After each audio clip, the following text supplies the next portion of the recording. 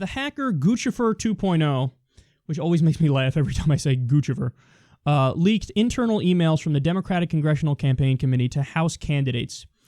And there are some interesting findings here. So they say, what does BLM, so Black Lives Matter, want? Quote, radical movement to end anti-black racism.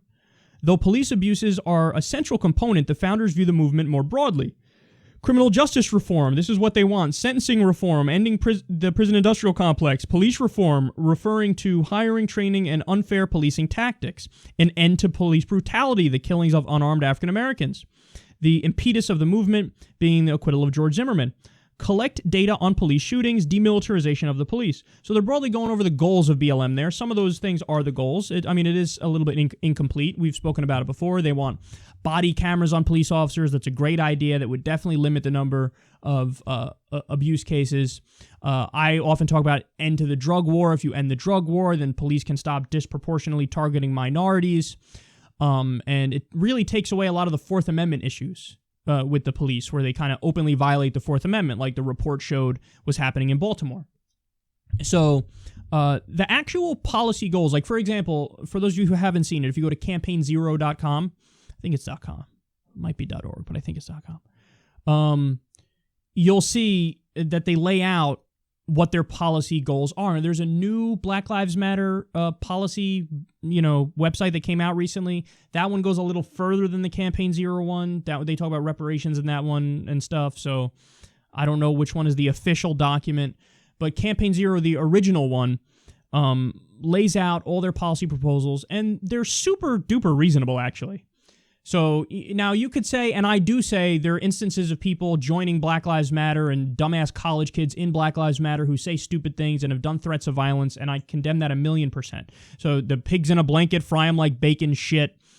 Yeah, stop, you're not helping. I bet you these fucking idiots don't even know the policy proposals that are in the Black Lives Matter documents. So they're joining a group to feel cool and be with it as they threaten people, and they're disregarding the actual policy substance behind it, which, deflects from that. And on the policy substance, I think they're largely correct, okay?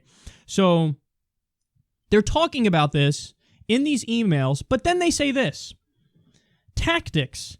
Meet with local activists. If approached by BLM activists, campaign staff should offer to meet with local activists.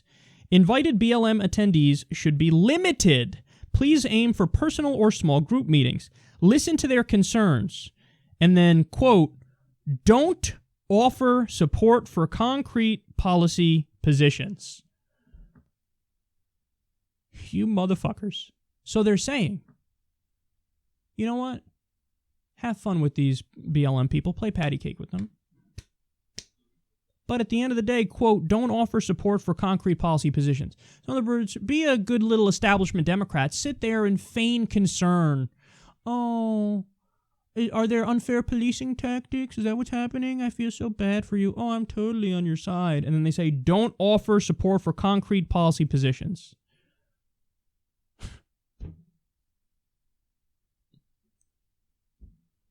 You know when Republicans say that the Democrats, they're just using black voters. Kind of a little bit true here. Now, that doesn't mean that overall Democratic policies aren't better for minorities than Republican policies. I mean, that's still obviously true. But is there an element of, just hear them out, and that's that, and then move along? Yeah, and this proves it right here. They're saying, oh, come on, what are we going to get serious here? And say, yes, I'm for, the body cameras on police officers. Yes, I'm for community policing, for example. Are they going to say that? They're not going to say it because they're directed not to say it. So, maybe the Democrats should actually start being a little more like Bernie Sanders and only care about the policy substance. And then they wouldn't get their asses handed to them, for example, in the midterm elections as they do. And they wouldn't be, as Hillary Clinton is right now, tied in unfavorables with Donald Trump among registered voters. I mean, think about that. You want to know why that happens, guys? Because you continue to abandon your base.